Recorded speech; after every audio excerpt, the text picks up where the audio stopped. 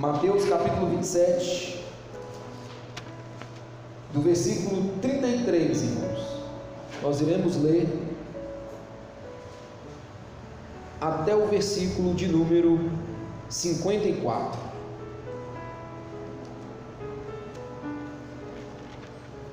Diz assim o texto sagrado, irmãos: E chegando a um lugar chamado Gólgota, que significa lugar da caveira, deram-lhe a beber vinho com fel, mas ele, provando, não quis beber. Depois de o crucificarem, repartiram entre si as suas vestes, tirando a sorte, e assentados ali o guardavam. Por cima da sua cabeça puseram escrita a sua acusação: Este é Jesus, o Rei dos Judeus. E foram crucificados com ele 2 ladrões, um à sua direita e outro à sua esquerda.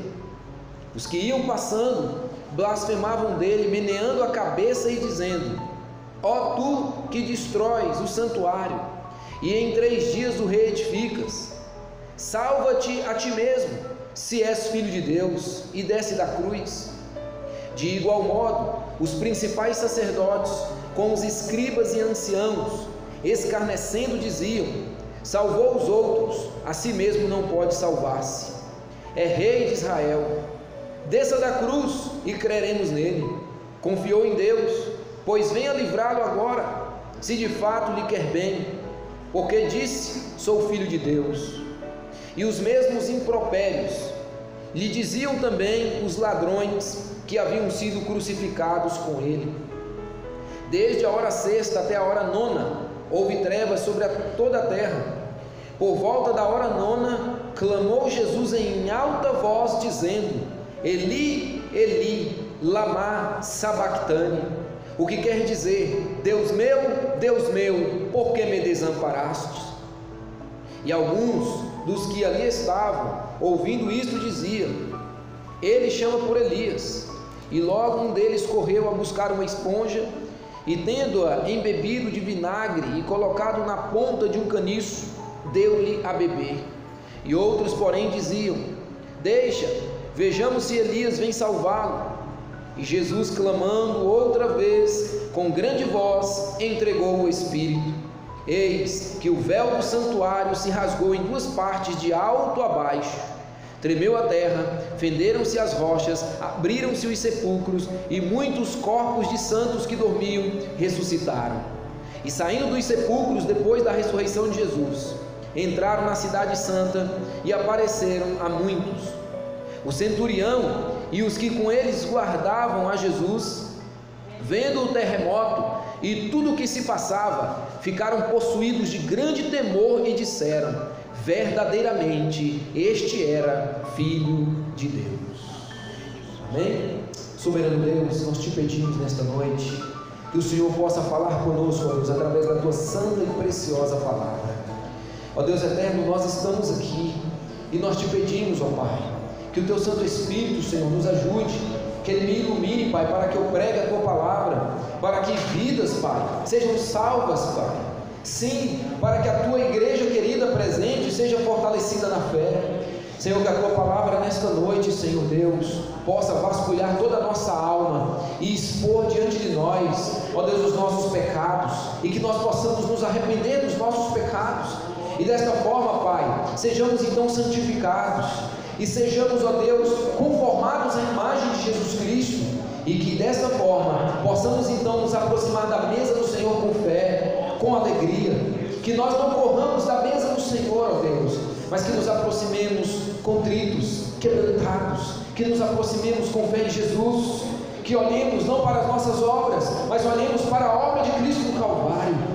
Ó Deus, com fé e arrependimento, todos os teus filhos podem se aproximar da mesa com confiança, que esta confiança possa invadir o nosso coração e a nossa alma, e que nós participemos desta ceia, Pai, nos lembrando do sangue do teu Filho, ó Deus inocente, que por nós morreu naquela cruz. Ó Pai, vem falar conosco. Amém. Os irmãos podem tomar os seus assentos, louvando e glorificando o nome do Senhor. Amém, irmãos? Meus queridos irmãos, nós temos 4 evangelistas Mateus, Marcos, Lucas e João. E cada um desses evangelistas, eles apresentam, irmãos, de acordo com alguns objetivos que estão presentes em seus corações, segundo a orientação do Espírito Santo. Esses evangelistas, eles apresentam recortes da vida e da obra do nosso Senhor Jesus Cristo. E quando os evangelistas se propuseram a apresentar a cena da crucificação, a narrativa que mostra o que aconteceu com o nosso Senhor Jesus Cristo, cada um desses evangelistas, irmãos, eles procuraram, de acordo com um determinado propósito, de acordo com um determinado objetivo, eles procuraram, irmãos, apresentar um enfoque, ou seja, uma determinada parte da cena da crucificação. Se você fizer a leitura de Mateus, Marcos, Lucas e João, você vai perceber diferenças nas ênfases que esses evangelistas estão dando. Se você observar, você verá que cada um deles está de alguma forma caminhando numa direção, porque cada um desses evangelistas tem um objetivo a ser alcançado.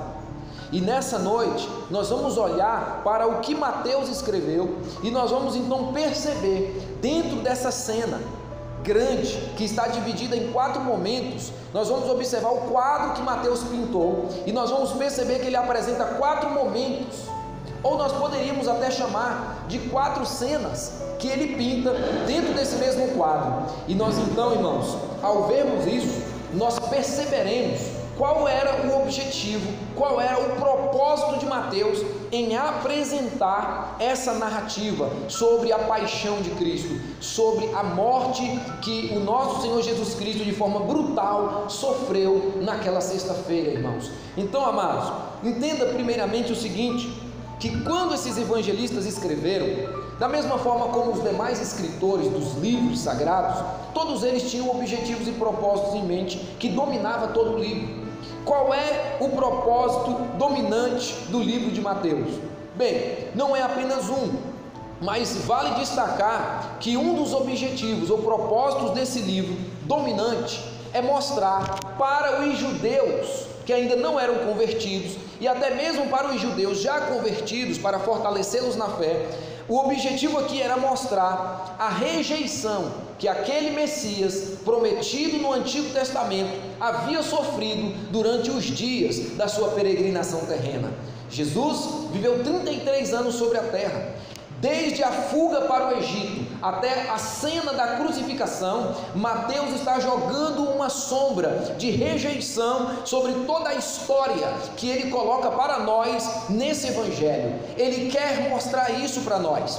Por isso que aqui você percebe na cena da crucificação que o ladrão que se converte, aqui não é apresentado esse episódio da conversão do ladrão. Por que Mateus omite isso? Porque ele quer focar na rejeição que o Messias sofreu. Ele quer focar de tal forma que esse é o único dos evangelistas que apresenta o abandono que Jesus Cristo sofre, a ponto dele gritar na cruz: Deus meu, por que me desamparastes? Então, nós entendemos que Mateus tem esse objetivo, entre outros, mostrar que o Messias prometido nas profecias do Antigo Testamento, ele fora rejeitado desde o seu nascimento até o dia da sua morte. Isto fazia parte da sua missão amorosa para salvar pecadores, e Mateus quer então dar, queridos irmãos, um foco a este aspecto da vida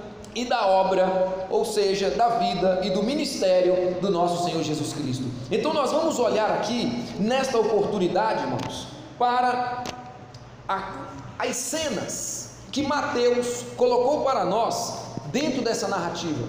Mateus irá nos apresentar aqui, queridos irmãos, primeiramente, o horror do fato do Messias ter sido morto pela mão de suas próprias criaturas. Então, Mateus tem um objetivo em mente. Ele quer apresentar o horror do fato do Messias ser morto por seres humanos. Essa é a primeira cena que Mateus irá pintar aqui para nós.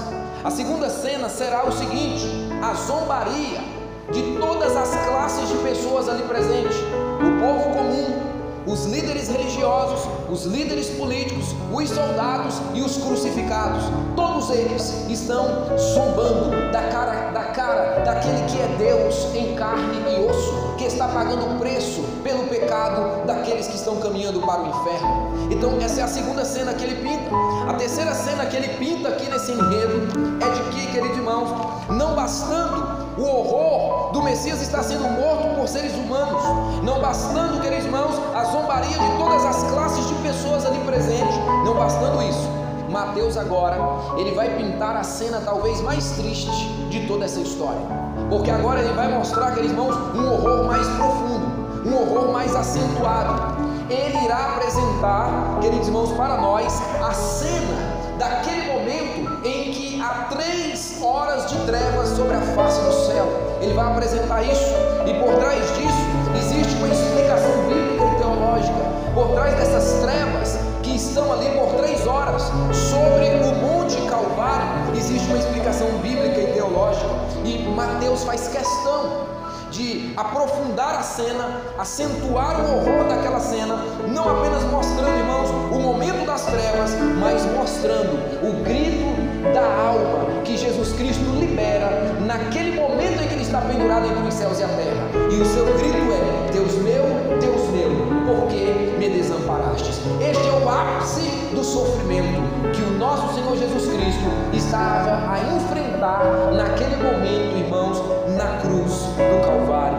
Mas por último, Mateus então termina essa pintura de uma forma então magistral, de uma forma linda, de uma forma maravilhosa, porque diante de todo esse sofrimento, ele vai fazer um contraponto, ele vai mostrar algo oposto. Ele vai mostrar que quando Jesus entrega o seu Espírito, ele faz uma reclamação que não está apresentada no texto de forma explícita, está apresentada no texto de forma implícita, ou seja, não está nas entrelinhas, você não percebe isso de forma direta. Mas entenda, ele fez uma reclamação, ele fez uma reivindicação, e você vai ver isso em que momento? No momento em que o véu se rasga de alto a baixo, no momento em que o terremoto ocorre e vidas são ressuscitadas, e no momento em que o centurião e os guardas reconhecem que ele é o Filho de Deus. Naquele momento então, Mateus termina a sua pintura e ele coloca diante dos judeus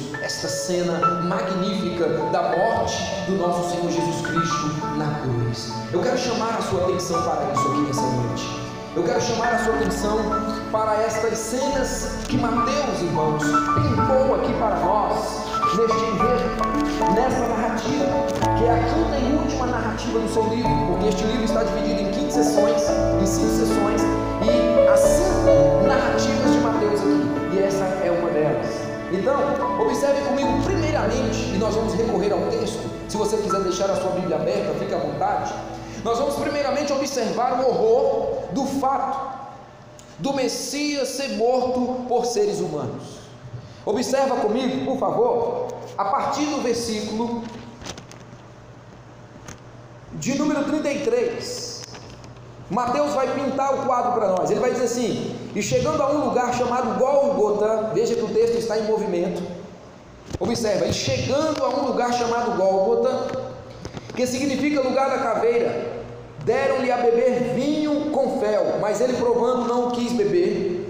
Depois de o crucificarem, repartiram entre si as suas vestes, tirando a sorte, e assentados ali o guardavam. Então até aqui por enquanto, para que a gente perceba o que Mateus está tentando mostrar quando ele escreve, irmãos, este evangelho que leva o seu nome. Ele está tentando mostrar já aqui para nós o horror do fato do Messias estar sendo crucificado por mãos humanas. Nós precisamos entender que há uma combinação de ações humanas perversas, cheias de ódio e maldade contra Cristo, e essas combinações perversas, essas combinações de ações humanas perversas, elas estão todas elas envolvidas na morte do nosso Senhor Jesus Cristo. Observa, a partir do momento em que ele está no cenáculo, que ele está ceando com os seus discípulos, ele disse o quê? Que haveria de ser traído por um dos seus discípulos. É ali que começa, de certa forma, de uma maneira direta, a trama para a morte de Jesus. porque os líderes religiosos, eles fazem uma oferta a Judas, e oferecem a Judas 30 moedas para que ele entregue Jesus. Então observa que a partir da traição de Judas, existe agora uma combinação de várias ações perversas para que Cristo fosse levado à cruz e fosse morto de forma injusta, e fosse morto de forma cruel, e fosse morto de forma brutal. Então Judas, irmãos, ele abre, digamos assim, este momento, este preparatório em que ações humanas estão sendo combinadas para que ele fosse crucificado. Então primeiro, a traição de Judas. Segundo, queridos irmãos, agora os líderes religiosos, eles prendem Jesus no Getsêmani na sexta-feira à noite, o levam para a casa do sumo sacerdote e eles o interrogam durante toda aquela noite. Certamente Jesus ficou sem comer, certamente Jesus ficou sem beber água, porque pelo ódio presente naqueles homens não houve algum cuidado com Cristo, muito pelo contrário. O texto vai nos dizer que enquanto ele era interrogado e ele era acusado por falsas testemunhas, ele era esbofeteado no rosto, era colocado sobre sua cabeça um saco, lhe davam socos e lhe perguntavam: se tu és profeta, então diz, quem foi que te bateu agora? Assim foi a noite de sexta-feira do nosso Senhor Jesus Cristo. Combinações entre diversas ações humanas, traição de Judas e a oposição invejosa dos líderes religiosos, as falsas acusações das falsas testemunhas e aquelas pessoas que trabalhavam para o sumo sacerdote, que o esbofeteavam no rosto. Logo pela manhã de sexta-feira, eles levaram Jesus perante Pilatos. Pilatos também tem uma ação combinada com Judas, tem uma ação combinada com esses líderes religiosos e líderes políticos. Não que Judas combinou algo direto com Pilatos, mas as suas ações formam um conjunto de ações para a morte de Jesus Cristo. E então Pilatos, queridos irmãos, ele lava as mãos e ele consente que Jesus seja crucificado diante da pressão que ele sofre. E ao lavar as suas mãos, ele entrega Jesus para ser flagelado. Jesus recebe da mão dos soldados 40 chibatadas, como nós sabemos, com um chicote, irmãos, de 10 dobras, de 10 pontas. Segundo alguns estudiosos, 5 pontas havia, queridos irmãos, pedaços de chumbo, e em outras 5 pontas haviam pedaços de ossos. E muitas vítimas que eram levadas para serem açoitadas por 40 chibatadas, elas geralmente não saíam vivas, porque a cada chibatada a carne era arrancada das costas, e muitas vítimas ali mesmo ficavam prostradas, mortas em sua poça de sangue. E eles fizeram isso com Jesus Cristo, mas o nosso Senhor Jesus Cristo não morreu no açoite, mas foi agora, irmãos, levado para o local da crucificação. O que nós vemos aqui? Ações humanas combinadas. E Mateus, ele quer dar ênfase a isso. Ele quer mostrar, queridos irmãos, depois de o crucificarem, ele quer mostrar que a palavra crucificar, observa que ela foi colocada aqui de maneira verbal, não está de forma substantiva, está de forma verbal, mostrando que houve uma ação no plural, depois de o crucificarem. Então, irmãos, há um longo caminho até a crucificação de Cristo. E esse caminho que eu estou iniciando com Judas, mostra-nos uma combinação de ações humanas, a fim de matar aquele que é o príncipe da vida, que é o príncipe da paz. E então, amados irmãos, já nesse primeiro momento, nós vemos então a ação de Judas, irmãos, de forma gananciosa, vendendo o nosso Senhor Jesus. Nós vemos a ação de Pilatos e a ação dos soldados, que é uma ação de covardia. Nós vemos a ação, queridos irmãos, dos líderes religiosos, que motivados pela inveja e pelo ódio, entregaram o nosso Senhor Jesus. Então Mateus está pintando essa cena para nós, e ele está mostrando que isso é uma coisa horrorosa, isso é uma coisa espantosa, porque eles estão fazendo isso com quem? Eles estão fazendo isso com o unigênito de Deus, eles estão fazendo isso com aquele que deu a vida para salvar, queridos irmãos, pecadores. Então Mateus está pintando essa cena para nós, o horror do fato do Messias ser morto por seres humanos. Porém, além disso, ele vai nos mostrar que agora, já pendurado na cruz, depois de todas essas ações violentas e brutais, ele agora começa a sofrer um outro tipo de violência. Ele começa agora a ser vítima da zombaria do povo comum. Ele começa agora a ser vítima da zombaria dos soldados, dos líderes políticos e religiosos, e até mesmo daqueles criminosos que estavam crucificados, um à sua direita e outro à sua esquerda.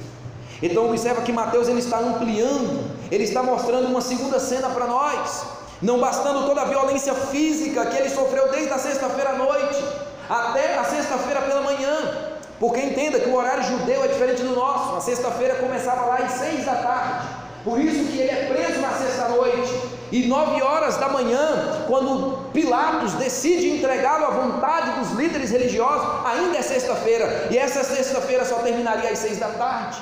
Então, compreenda que Mateus está nos mostrando que depois de toda uma noite de tortura, ele agora violentamente é crucificado, e mesmo em meio a todas essas dores físicas que é imposta sobre o seu corpo, ele agora começa a se tornar vítima de um novo tipo de zombaria, de um novo tipo de violência. Ele é objeto de escárnio, ele é objeto de zombaria, ele é tido por mentiroso, ele é tido por charlatão. Eu não sei se você entendeu isso na narrativa, mas quando eles diziam, salva-te a ti mesmo, já que tu diz ser o Filho de Deus, eles estavam chamando Jesus de impostor, eles estavam chamando Jesus de um embuste, eles estavam chamando Jesus de um charlatão, eles estavam, queridos irmãos, menosprezando o Salvador, o Criador, aquele que é o Senhor da vida.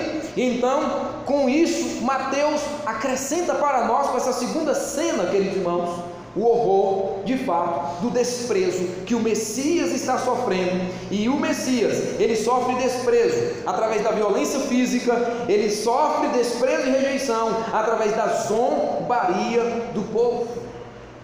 Com essas duas cenas presentes, nós podemos então, queridos irmãos, esperar que a situação não fique pior para o nosso Senhor Jesus. Mas Mateus vai fazer com que nós entendamos que esse sofrimento físico, que esse sofrimento emocional que ele sente por conta da zombaria que lhe é imposta, isso ainda, queridos irmãos, de fato, é apenas uma pequena parcela de tudo que ele haveria de experimentar na cruz. Porque quando chega, queridos irmãos, quando chega no versículo de número 45, Mateus vai pintar uma nova cena. Ele vai mostrar o momento do maior sofrimento do nosso Senhor Jesus Cristo, pois a partir do versículo 45, o texto diz assim, que desde a hora sexta até a nona, ou seja, do meio-dia até as 3 da tarde, do meio-dia até as 3 da tarde, houve trevas sobre toda a terra.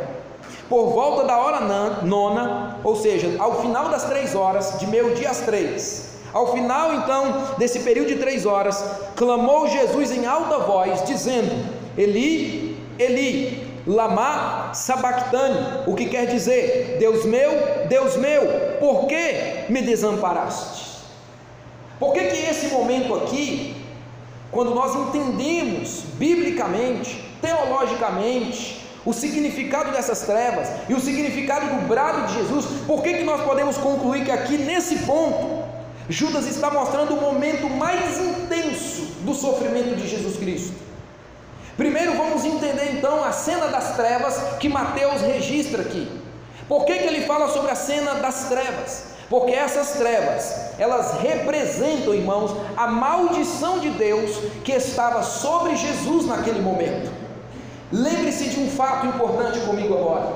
Quando no Antigo Testamento chegava o dia da expiação, no dia da expiação eram mortos 2 animais para expiar os pecados do povo de Deus. Primeiro, era morto um cordeiro. O sangue desse cordeiro era lançado na base do altar e ele era apresentado no Santo dos Santos, sobre a tampa do propiciatório, para poder fazer expiação por todas as pessoas, para purificá-las de seus pecados, para cobrir o pecado dessas pessoas. Mas um segundo animal também precisava morrer, que era o bode expiatório. Mas a morte desse bode expiatório, ela era uma morte diferente. Ele era levado para fora das portas da cidade de Jerusalém, e ele era abandonado em um lugar ermo, para que ele pudesse morrer à míngua, abandonado. Tanto o cordeiro representa Jesus quando tem seu sangue derramado, mas Jesus também representa o bode expiatório. Quando Jesus foi levado para ser morto, ele foi levado para fora das portas de Jerusalém. Ele foi levado para o monte Gólgota. O que isso representava no Antigo Testamento, irmãos? Quando o bode era levado para fora das portas de Israel. Lembre-se, O povo de Israel era um povo que tinha a luz do rosto de Deus acesa sobre eles, o que representa a bênção de Deus sobre eles. Fora do arraial de Israel, onde estava o povo gentil, era representado pelas trevas. Eram pessoas que não tinham pacto com Deus, não tinham aliança com Deus, e esse povo estava em trevas. Quando o bode era levado para fora das portas de Jerusalém, para poder ficar no mundo gentil e morrer à míngua, isso significava que ele morreria em trevas, debaixo da maldição de Deus, e ele morreria abandonado e à míngua, levando a culpa do povo de Israel. Então, quando Jesus morre na cruz, ele é o bode expiatório, ele é levado para fora de Jerusalém, e quando a luz do céu se apaga, e Mateus diz isso aqui, que houve trevas por 3 horas, isso representa que ele era o bode expiatório, que foi levado para fora de Jerusalém, e que agora a luz do rosto do Pai não estava mais acesa sobre o seu Filho amado. A luz do rosto de Deus se apagou sobre o seu Filho amado, e ele viu, e por isso ele bradou. Por isso lhe custou esse grito profundo de sua alma, porque o próprio Pai o abandonou. As trevas representavam que não a bênção de Deus estava sobre ele como esteve sobre toda a eternidade, não o amor do Pai estava sobre ele como esteve sobre toda a eternidade. Nesse momento agora, o que estava sobre Jesus, irmãos, era a maldição. Lembre-se do que disse Paulo em Gálatas, capítulo de número 3.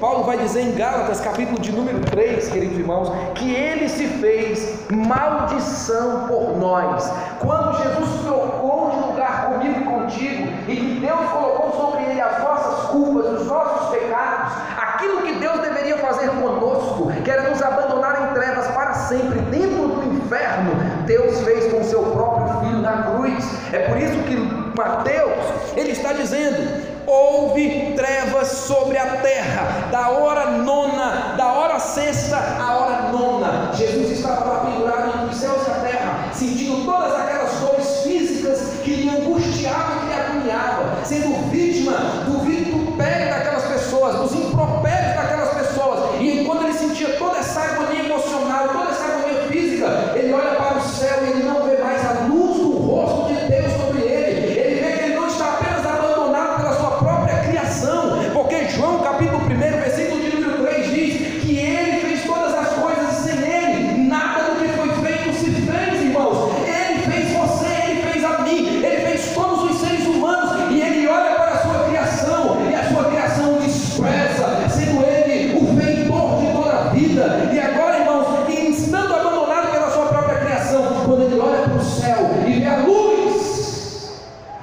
do rosto de Deus apagada, ele se vê abandonado pelo próprio Pai. E ao se ver abandonado pelo próprio Pai, então, irmãos, mesmo em meio a todas as dores, imagine os cravos que lhe penetraram as mãos ou os pulsos. Existe uma conversa a respeito disso. Imagine os cravos que lhe penetraram os pés. Imagine as suas costas rasgadas depois de 40 açoites. Imagine aquele capacete de espinhos, mais duro que a madeira da acácia, que lhe penetraram o crânio. Imagine tudo isso. E ele tem que buscar força, porque a cruz, a pessoa ela era colocada de uma forma que ela não ia morrer por asfixia. E ele tem que botar força.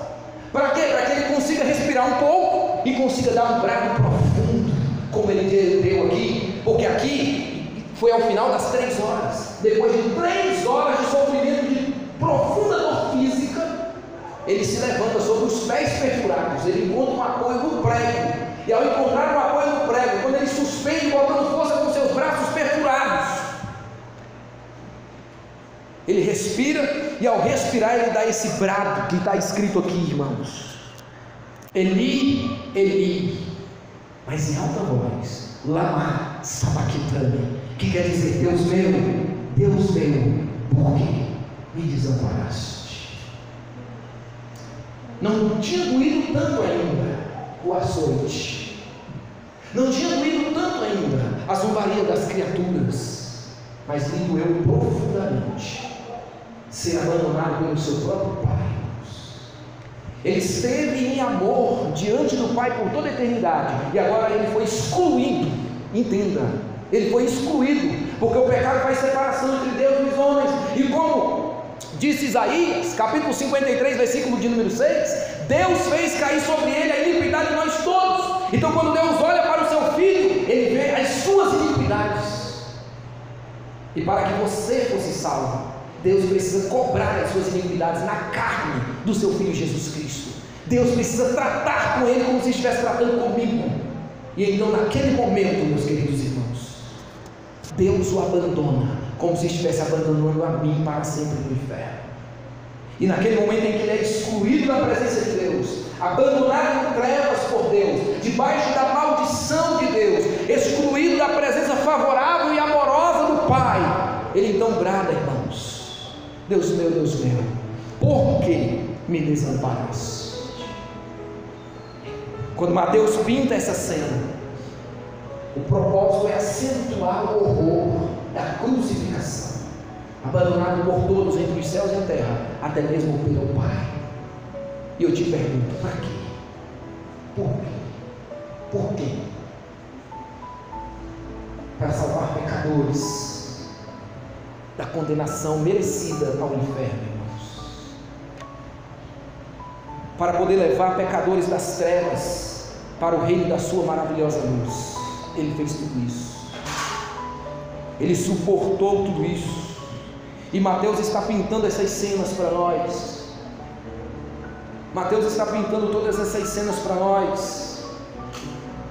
Mas a última cena que Mateus pinta, meus irmãos, é aquela que, em meio a toda essa dor, angústia, sofrimento e abandono, Mateus pinta mais uma cena. Olha que interessante, essa cena é magnífica. Em meio a toda a dor, todo o sofrimento, Mateus pintou uma cena que nós precisamos observar. Ela está no verso 34 e no verso 50. Elas estão em lados opostos. Essas duas citações formam uma única cena. No verso 34, se você voltar comigo rapidamente, você verá: deram-lhe a beber vinho com fel, mas ele, provando, não o quis beber. O que significa isso? Significa que deram a Jesus uma bebida anestésica para anestesiar a dor, e ele recusou ao provar. Ele não quis atenuar a dor que ele deveria sentir na cruz, nos substituindo. Então ele rejeita essa bebida. Segundo, no verso de número 50, olha o que diz o verso 50: e Jesus, clamando outra vez com grande voz, entregou o Espírito. Esses dois versículos combinados nos faz entender uma cena que Mateus está colocando aqui também nesse quadro, que o nosso Senhor Jesus Cristo, irmãos, ele se entregou voluntariamente. Ele quis estar ali para fazer a vontade do Pai, para glorificar o Pai, salvando pecadores da condenação ao inferno. Quando ele não quis, você entende que ele está ciente do plano, ele tem consciência do propósito, ele sabe o que lhe espera, o que lhe aguarda, e ele está disposto a sofrer, queridos irmãos, toda essa intensa dor para trazer salvação a nós. Então ele rejeita a bebida anestésica e por fim ele entrega o seu Espírito. Quando ele faz essas duas coisas, nós entendemos o seguinte: ele se entregou voluntariamente e ele estava no total controle da situação, irmãos. Ele estava no total controle da situação. Era um plano que estava se cumprindo e ele estava ciente disso. Mas indo um pouco mais adiante, veja comigo, diante de toda essa situação de sofrimento, em que ele se mostra no pleno controle dela, apesar do intenso sofrimento, Mateus vai fazer um contraponto e vai mostrar, queridos irmãos, que Jesus ele faz uma reivindicação. Primeiro, o véu do templo é rasgado de alto a baixo. Versículo 51 diz assim: eis que o véu do santuário se rasgou em duas partes, de alto a baixo. A segunda coisa, versículo de número 52, abriram-se os sepulcros e muitos corpos de santos que dormiam ressuscitaram. Versículo 54, o centurião e os que com ele guardavam a Jesus, vendo o terremoto e tudo o que se passava, ficaram possuídos de grande temor e disseram: verdadeiramente este era o Filho de Deus. Aqui nesse momento, Mateus ele quer que você entenda o seguinte: ele sofreu intensamente, mas ele estava no controle, ele se entregou voluntariamente para o cumprimento da vontade do Pai, que era amorosamente abrir a porta do céu para salvar pecadores. Ele se entrega voluntariamente, porém, ao se entregar voluntariamente e passar por toda essa angústia, por toda essa agonia, por todo esse sofrimento, irmãos, ele faz uma reivindicação. O véu do templo se rasga, ou seja, enquanto a sua vida era interrompida debaixo de intensa dor e sofrimento, ele interrompia também, irmãos, a separação entre o homem e Deus, porque você deve saber disso, que no Antigo Testamento somente o sumo sacerdote, uma vez ao ano, ele podia entrar no Santo dos Santos. E quando o véu se rasga, o que está acontecendo aqui? Jesus está fazendo uma reivindicação, ele está interrompendo o fim da separação entre os homens e Deus. Agora todos aqueles que forem lavados pelo sangue dele poderão ter acesso a Deus pelo novo e vivo caminho. Então a separação entre Deus e os homens está sendo interrompida quando ele entrega o seu Espírito. Outra coisa, queridos irmãos, o terremoto e a ressurreição mostra que o domínio do império da morte chegou ao fim. Todo o domínio de Satanás, todo o domínio infernal, todo o domínio do império da morte chega ao fim a partir desse momento, queridos irmãos. Por quê? Porque nesse momento, quando acontece o terremoto e há aquelas ressurreições, isso é uma vindicação. Cristo está mostrando com isso, irmãos, que ele tem a chave da morte e do inferno, e o comando sobre a vida e sobre a morte lhe pertence, e Mateus está escancarando isso para nós aqui. Mateus está escancarando isso para nós.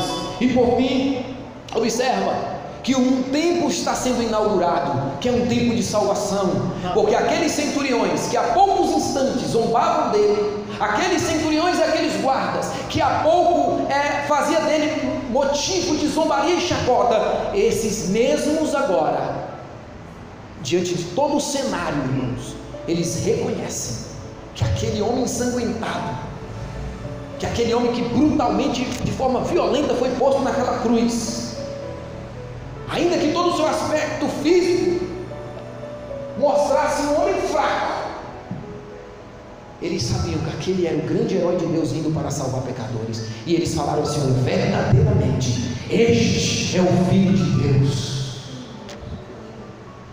Mateus mostra isso para nós entendermos que foi na morte de Jesus inaugurado um novo tempo, em que os homens têm acesso a Deus, em que os homens podem ser salvos, e que a morte não tem mais domínio, porque Cristo tem a chave da morte e do inferno. Então, queridos irmãos, essas são as cenas que Mateus pinta para nós, e nós podemos, irmãos, aprender dessas cenas aqui que Mateus está pintando pelo menos três coisas. A primeira, quão mau é o coração humano.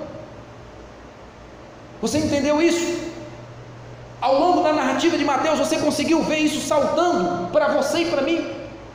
Deus, através do seu Santo Espírito, Ele nos coloca aqui enquadrados nesta noite, diante desse texto, porque esses homens que riram de Jesus e o fizeram dele objeto de escárnio, esses homens que por ganância, por inveja, por ódio, por covardia, tramaram e contribuíram para a morte de Jesus, todas essas ações humanas, elas são minhas e são suas, de forma indireta. Tudo isso que aconteceu com Jesus por mãos humanas, tem a ver comigo, tem a ver contigo. E se você não entender que você tem parte nisso, você não terá parte na herança dos céus. Porque o verdadeiro crente salvo é aquele que vê sua parcela de culpa quando ele olha para o Cristo crucificado. Você tem que entender que quando aqueles soldados chicoteavam as costas de Jesus, aquelas mãos eram minhas também, aquelas mãos eram suas também, porque o potencial pecaminoso que estava no coração daqueles homens para fazer aquilo é o mesmo que está presente no coração de todos os seres humanos, inclusive do meu e inclusive do seu. Sem a graça de Deus, você é igual a eles.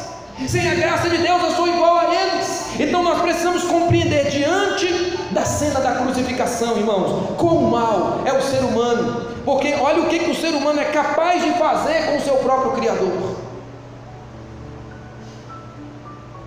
Por um momento, ele se entrega voluntariamente, e o que eles fazem? Eles o matam.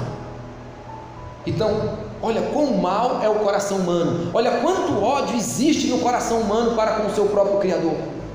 Eles estão prontos a matar. É isso que essa narrativa nos mostra, porque eles feriram Jesus ao máximo. Eles feriram o nosso Senhor ao máximo. E isso mostra a maldade do coração humano, e nenhum ser humano pode se esquivar disso e dizer: ah não, se fosse eu não faria isso. Sem a graça de Deus você talvez faria até pior.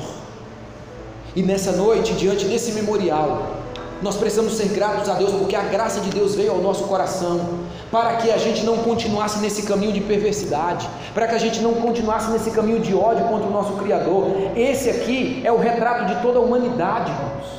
E esse retrato da humanidade perversa só pode ser mudado quando de fato pessoas acreditam em Jesus e o recebem em sua vida como Senhor, e o recebem em sua vida como Salvador. E eu te pergunto nessa noite: você de fato já o recebeu como Senhor e Salvador de sua vida?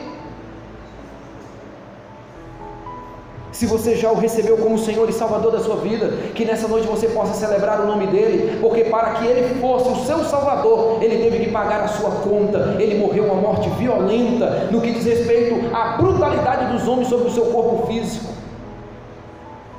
e ele teve que morrer como um amaldiçoado de Deus, porque Deus tratou com ele o que deveria ser tratado contigo por toda a eternidade dentro do inferno. Precisamos ser mais gratos a esse Deus, irmãos, que se faz carne e se submete a tudo isso para nos tirar das trevas e nos conduzir para o céu. Então, a primeira lição que nós aprendemos é essa: quem é o homem? O que é o coração humano? O coração humano é cheio de ódio contra Deus, e se nós não temos ódio em nosso coração contra Deus hoje, é somente por causa da misericórdia e da graça de Deus. A segunda lição é quem é Deus.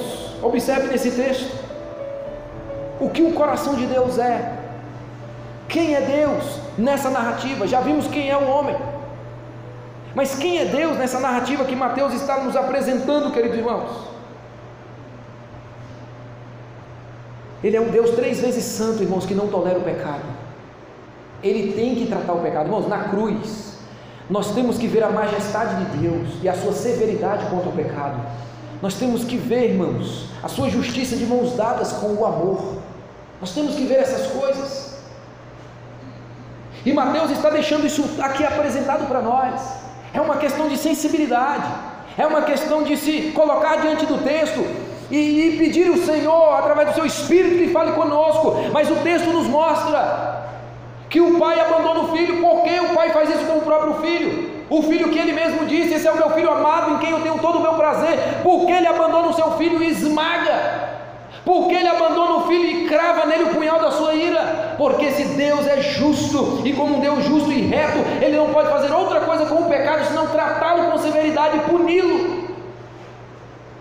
Então, aqui nós vemos quem é Deus: um Deus 3 vezes santo, um Deus justo, que não pode tolerar o mal. E este Deus, irmãos, é um Deus que é misericordioso e que é amoroso, porque observa que ele tem um plano, que é matar o seu próprio filho na cruz. Pastor, matar o próprio filho na cruz? Você nunca leu Isaías 53:10? E agradou a Deus moê-lo e fazê-lo enfermar? A mão de Deus estava sobre Jesus naquele dia, irmãos.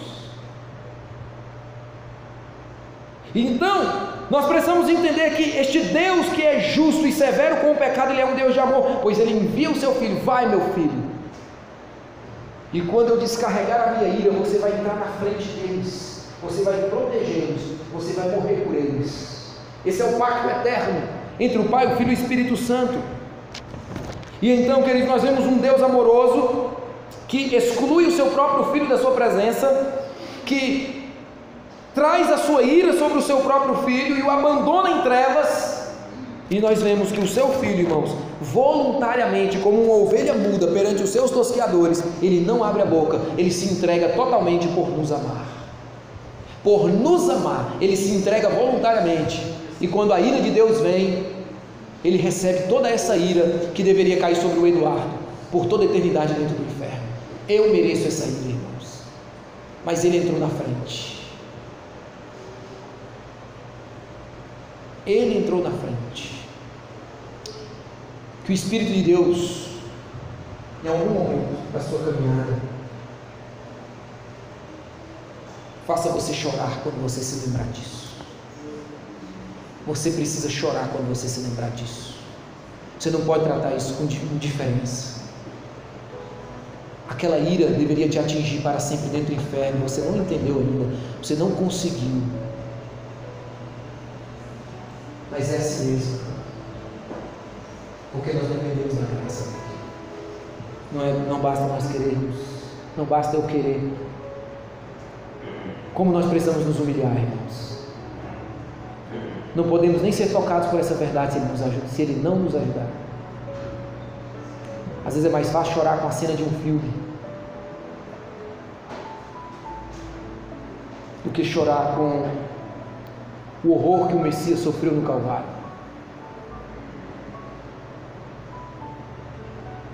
Que o Espírito de Deus em algum momento da sua caminhada te ajude a ver Deus na cena do Calvário, um Deus perfeitamente justo, que está agora derramando a sua ira sobre o seu filho, para amorosamente te abrir a porta do céu, perdoar os seus pecados e te dar salvação.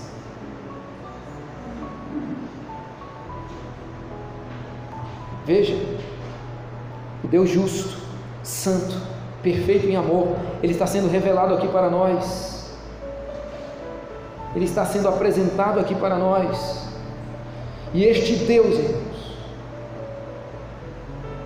Ele nos dá a garantia de que a porta do céu de fato se abriu, a partir do momento em que o véu do templo se rasgou de alto a baixo. Por que o véu teve que ser rasgado de alto a baixo, pastor Eduardo? Para mostrar que essa ação não era uma ação dos homens, não era de baixo para cima, foi de cima para baixo, foi Deus que tomou a iniciativa de te arrancar das trevas. Você jamais poderia fazer qualquer coisa, e jamais poderá fazer qualquer coisa para entrar no céu.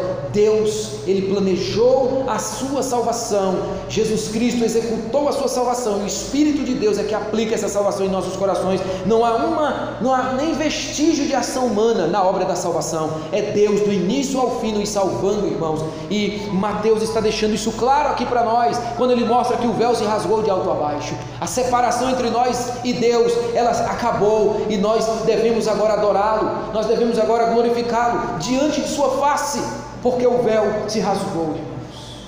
O tempo da salvação chegou. Então Mateus vai nos mostrar aqui que esse Deus, irmãos, é um Deus gracioso, é um Deus que promete e cumpre as suas promessas, que graciosamente e misericordiosamente abre a porta do céu para pecadores. A porta do céu está aberta, irmãos, porque a carne de Jesus foi rasgada e o seu sangue foi vertido. Você acredita em Jesus? Você já recebeu essa mensagem em sua alma? Ou ela está apenas em seu intelecto? Nós vamos participar da ceia hoje, irmãos. Estes cálices aqui tem tudo a ver com o que nós falamos aqui nesta noite, pregamos aqui nesta noite. E este pão que será após a oração partido, irmãos, lembre-se de que este pão, ele representa o corpo de Jesus,